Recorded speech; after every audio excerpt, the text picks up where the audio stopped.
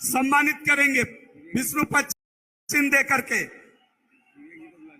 और हम अपने नेता आदरणीय यशस्वी गृह मंत्री जी से आग्रह करेंगे कि सम्राट अशोक जी के मित्र तैल चित्र पर पुष्पांजलि करके उनके जन्म दिवस को मनाने का काम हम सभी मिलकर करेंगे। सम्राट अशोक जी के तैल चित्र पर पुष्पांजलि करेंगे। सम्राट अशोक अमर रहे, अमर रहे, अमर रहे। सम्राट अशोक अमर रहे, अमर रहे, अमर रहे। चक्रवर्ती सम्राट अशोक अमर रहे, अमर रहे, अमर रहे। सम्राट अशोक अमर रहे, सम्राट अशोक अमर रहे।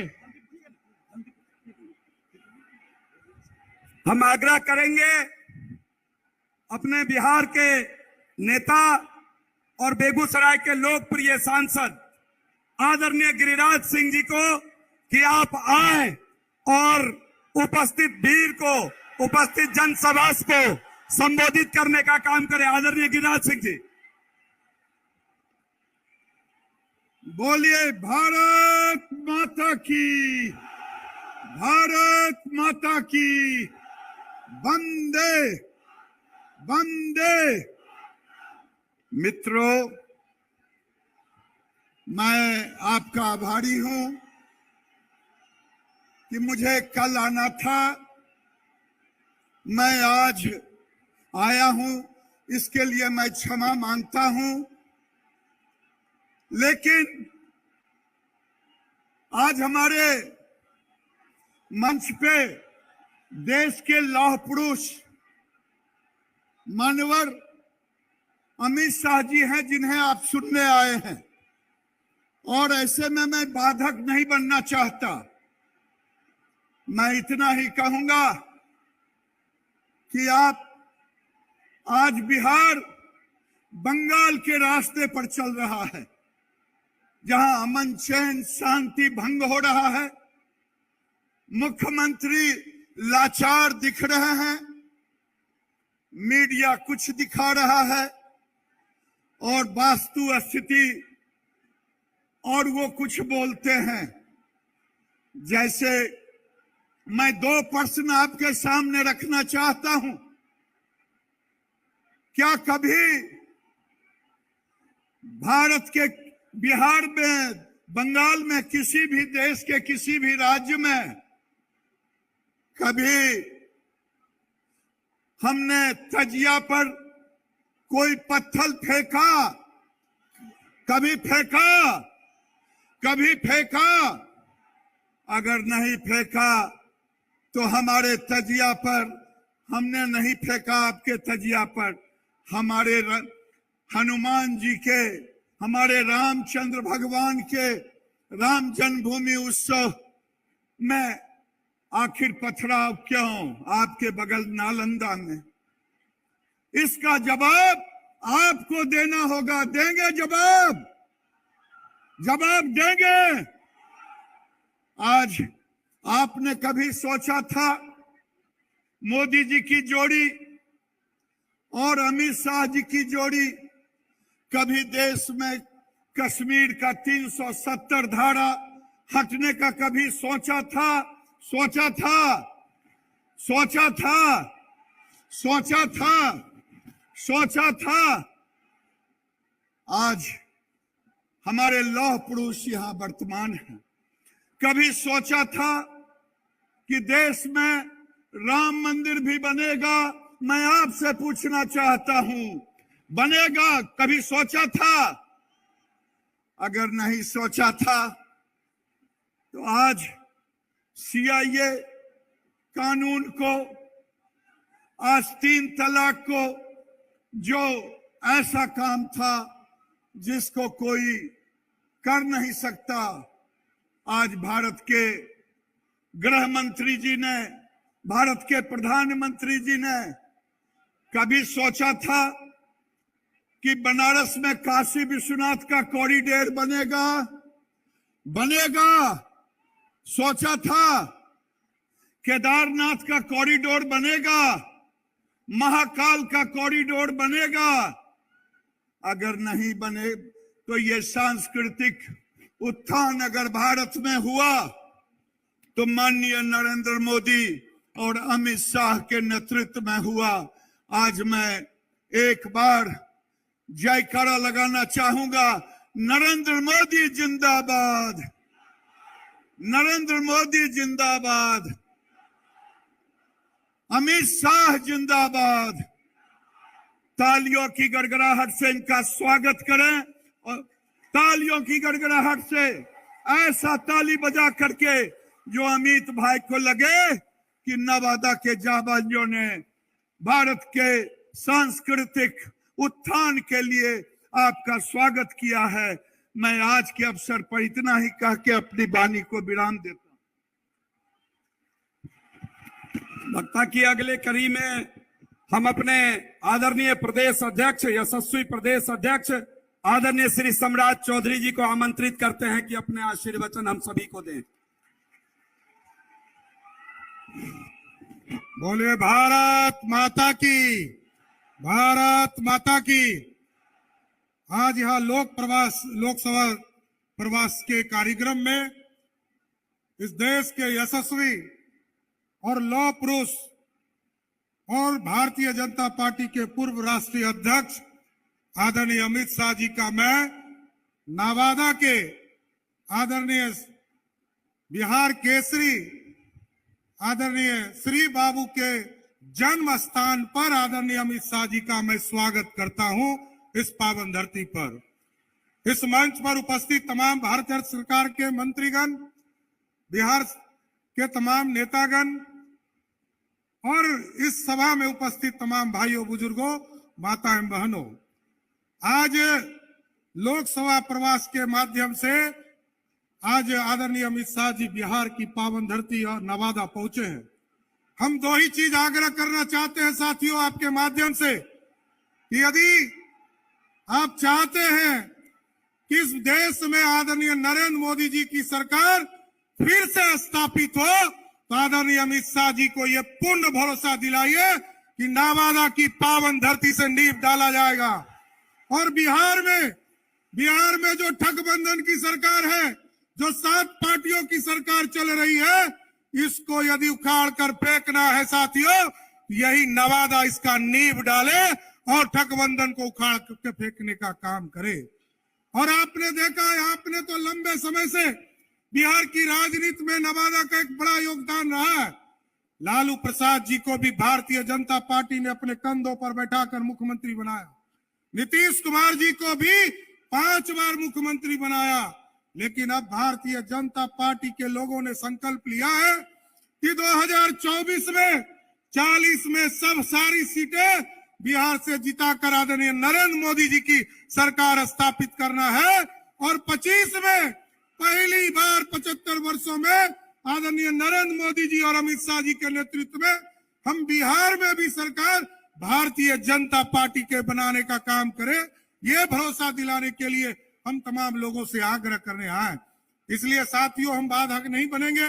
आदरणीय अमित शाह जी को अपनी बातों को रखना है और हम यही आग्रह करते हुए कि 24 और 25 में ऐसा संकल्प लीजिए कि भारतीय जनता पार्टी का कमल पूरे हिंदुस्तान के साथ साथ पूरे बिहार में खिलने का काम कर सके। बहुत बहुत धन्यवाद। अब हम विनम्रता पूर्वक आग्रह करते हैं अपने नेता, देश के गृह एवं सहकारिता मंत्री, धारा 370 हटाने वाले आदरणीय नरेंद्र मोदी जी के नेतृत्व में राम मंदिर का निर्माण करने वाले यशस्वी, लोकप्रिय, सर्वप्रिय, मनप्रिय, जनप्रिय, अति प्रिय नेता आदरणीय अमित शाह जी को हम आमंत्रित करते हैं अपने आशीर्वचन से हम सभी को अपना आशीर्वचन दें। अमित शाह जिंदाबाद, नरेंद्र मोदी जिंदाबाद।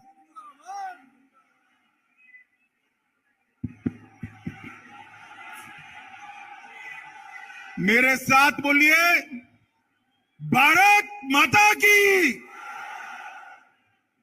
भाई ऐसी आवाज नहीं चलेगी।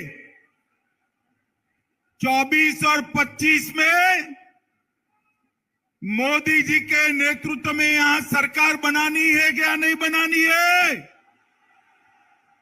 तो मेरे साथ दोनों हाथ उठाओ, उठाइए दोनों हाथ, विजय के संकल्प का मुट्ठी बींचिए और प्रचंड आवाज से बोलिए, भारत माता की, भारत माता की। मंच पर उपस्थित हमारे प्रदेश अध्यक्ष और विधान परिषद के नेता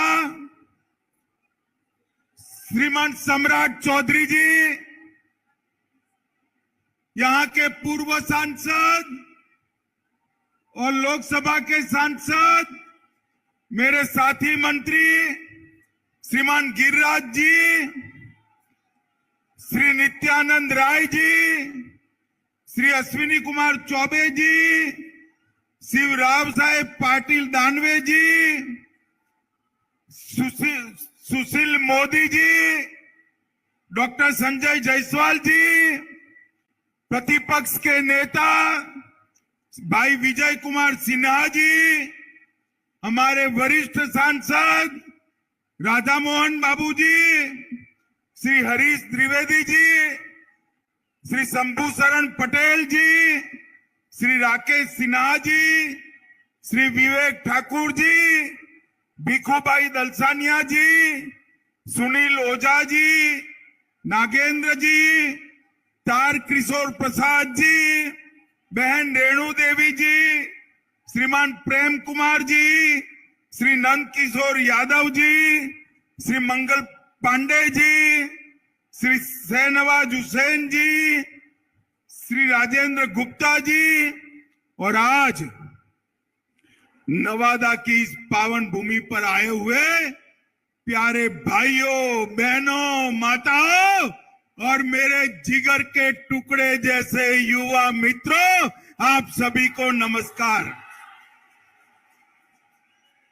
मित्रों, आज नवादा की ये ऐतिहासिक भूमि पर जिस प्रकार से जर्रे जर्रे पर आप लोग दिखाई पड़ते हैं, ये बताता है कि 2024 में फिर से एक बार मोदी जी बिहार में सभी की सभी सीटें जीतने जा रहे हैं।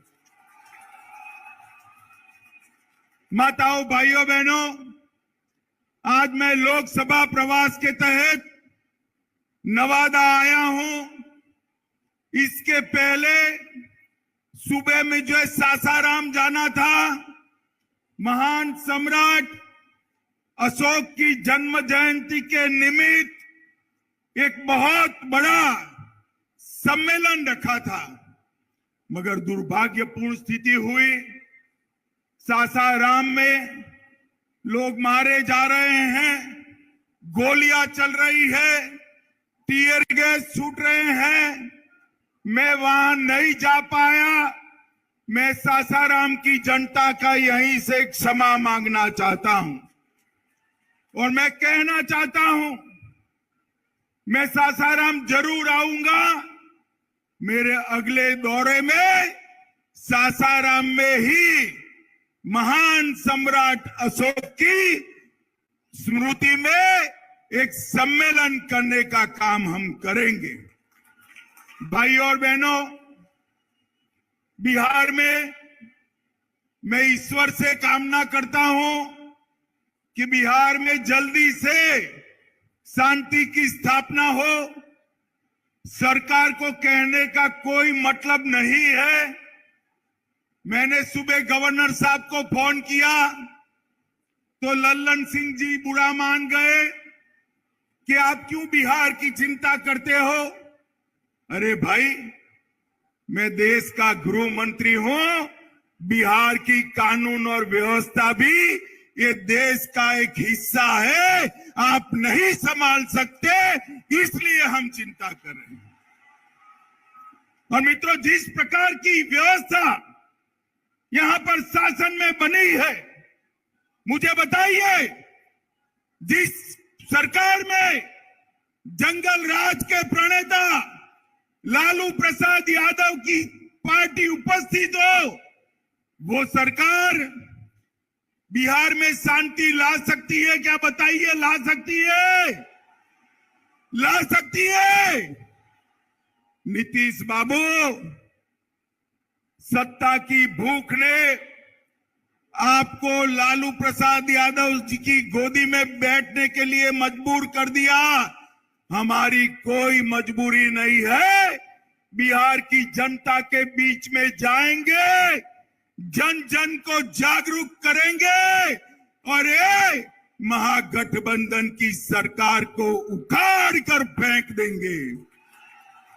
मित्रों, मैंने ऐसी स्वार्थी सरकार नहीं जब देखी है। एक व्यक्ति को, बैठ जाओ भैया, बैठ जाओ।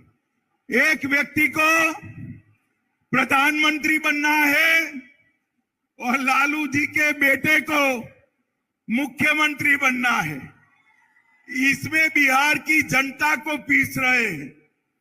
मैं आज लालू जी को भी कहने आया हूं, लालू जी, नीतीश बाबू को आप जानते हो, प्रधानमंत्री वो बनने से रहे, वहां जगह खाली नहीं है।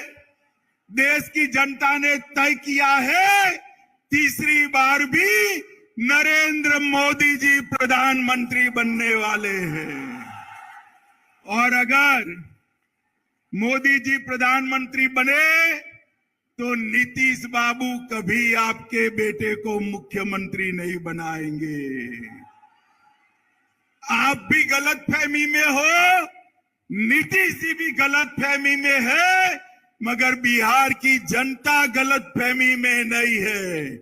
बिहार की जनता स्पष्ट रूप से निर्णय कर बैठी है कि बिहार की 40 सीटों पर नरेंद्र मोदी जी का कमल खिलने वाला है और नवादा में भी नवल कमल खिलने वाला है। भाइयों बहनों, ये सरकार है बुरी नीयत की, बुरी नीति की सरकार है, बेड़ सरकार है। भ्रष्टाचार का बी, अराजकता का ए और दमन का डी, तीन मिलकर ये बेड़ सरकार बनी है। ये बुरी सरकार को उखाड़ कर फेंक देना है। मित्रों, सरकार के सहयोगी जो है वो भी विधायक हर रोज नीतीश बाबू का विरोध कर रहे हैं। वो भी जनता के विरोध का सामना कर रहे हैं। इनके आधे एमपी भाजपा के दरवाजे खटखटा रहे हैं।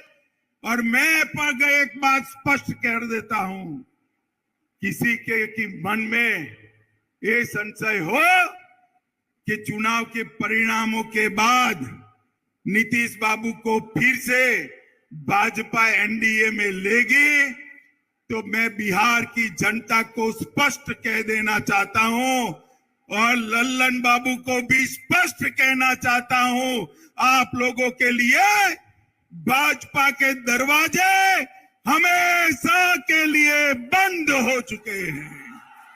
माताओं, भाइयों, बहनों,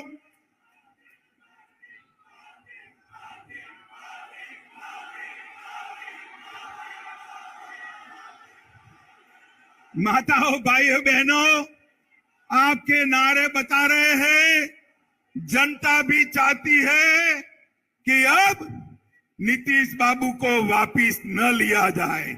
यही चाहते हैं ना आप? यही चाहते हैं ना? ऐसा ही होगा, आप चिंता मत करिए। ये जातिवाद का जहर घोलने वाले नीतीश बाबू और जंगल राज के प्रणेता लालू प्रसाद अब इन दोनों के साथ भारतीय जनता पार्टी कभी राजनीतिक सफर नहीं तय कर सकती। मैं बिहार की जनता को कहकर जाना चाहता हूं। मित्रों, ये वादा खिलाफी करने वाली सरकार है और साहब, सत्ता की लालच देखिए, लालू जी के बेटे ने नीतीश जी को सांप कहा, मैं फिर से बोलता हूं, सांप कहा, पलटू चाचा कहा, धोखेबाज कहा, लालची कहा, अहंकारी कहा, अरे गिरगिट तक कह डाला। मगर नीतीश बाबू प्रधानमंत्री बनने के मोह में आज उनके साथ चले गए हैं। इनके भ्रष्टाचार के कारण नवादा में खाद नहीं मिलता है, बीज की कालाबाजारी होती है। नवादा वालों चिंता मत करो, 24 के बाद, लोकसभा चुनाव के बाद ये सरकार अपने ही वजन से घिरने वाली है और भारतीय जनता पार्टी के कमल की सरकार बनने वाली है।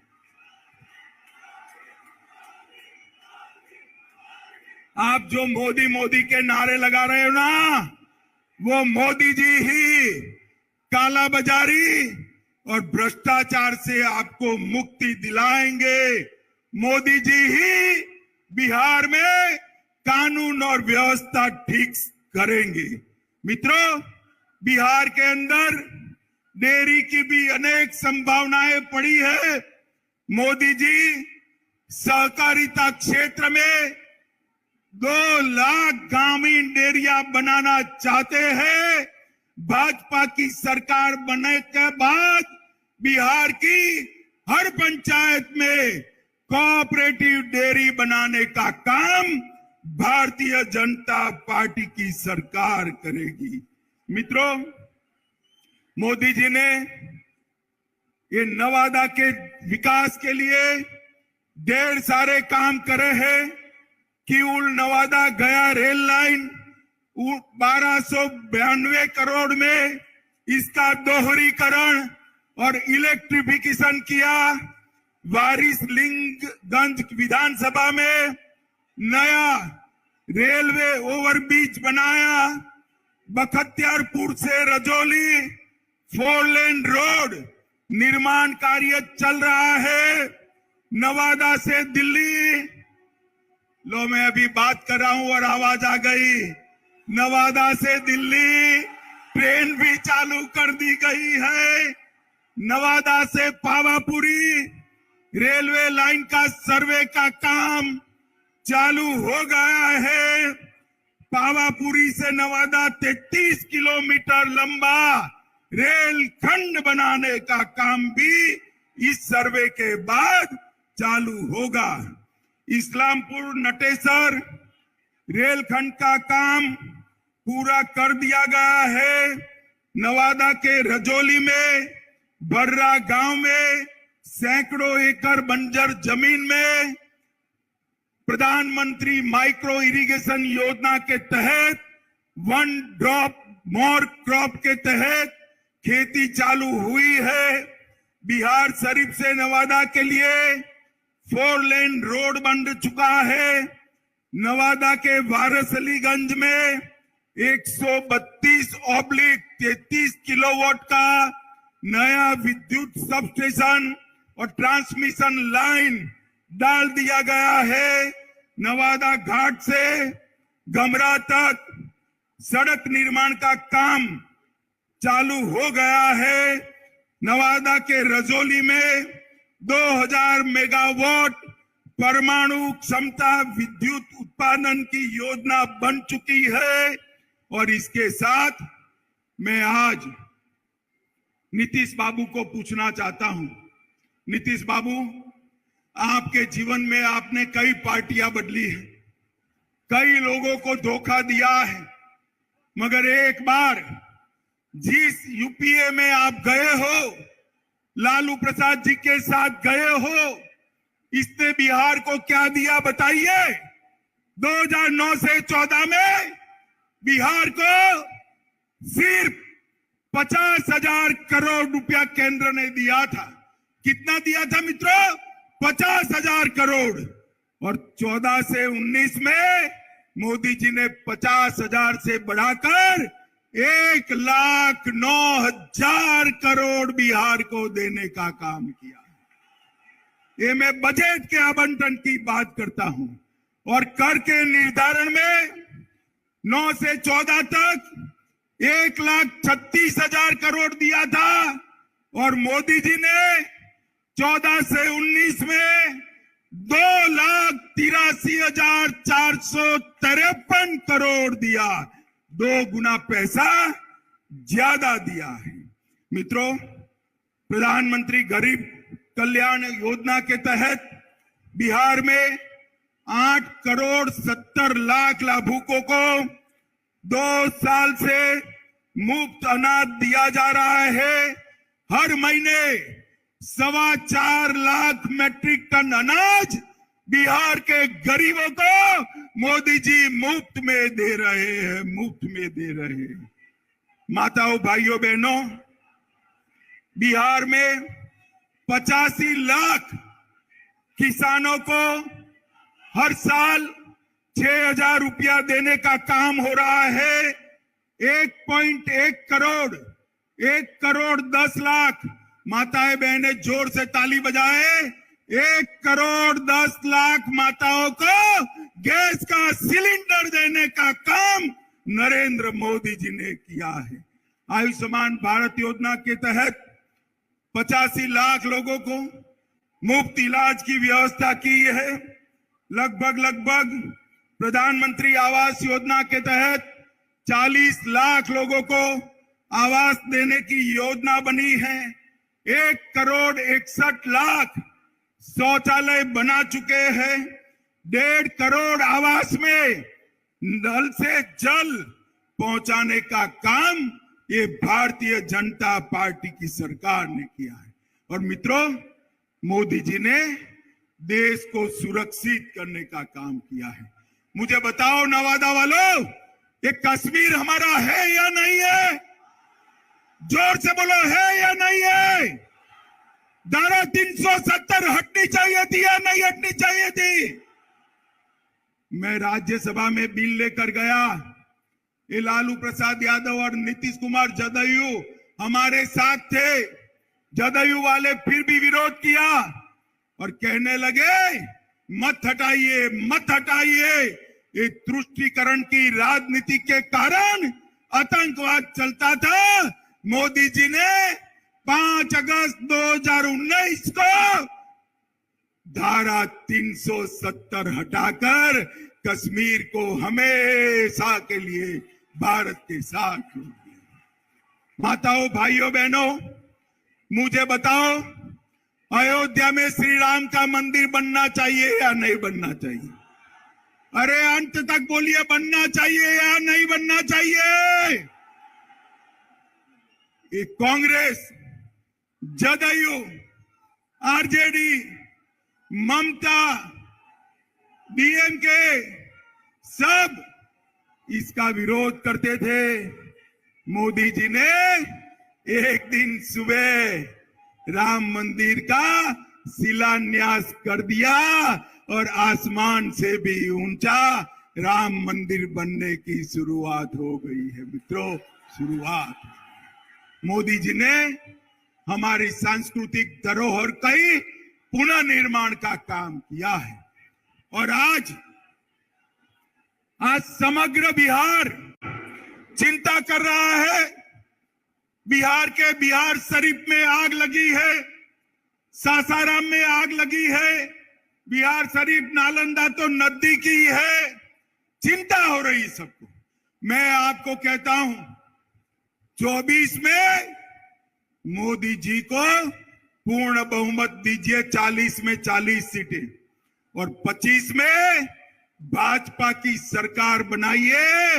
ये दंगा करने वालों को उल्टा लटका कर सीधा करने का काम ये भारतीय जनता पार्टी करेगी। हम तुष्टीकरण में नहीं मानते, हम वोट बैंक की राजनीति नहीं करते हैं। हमारे शासन में दंगे नहीं होते हैं। माताओं, भाइयों, बहनों, इतनी बड़ी संख्या में जहां तक नजर जाए भीड़ ही भीड़ दिखाई पड़ती है। मुझे बताइए, बिहार की 40 सीटें मोदी जी को देंगे क्या? सुनाई नहीं पड़ता है मोदी जी को दिल्ली में? जोर से बोलिए, देंगे क्या? हर सीट पर कमल खिलाएंगे, मोदी जी को फिर से प्रधानमंत्री बनाएंगे, 2025 में पूर्ण बहुमत की भाजपा सरकार लाएंगे। तो मेरे साथ दोनों हाथ उठाइए, विजय के संकल्प की मुट्ठी बीचे और प्रचंड आवाज से बोलिए, भारत माता की, भारत माता की, भारत माता की, वंदे वंदे वंदे।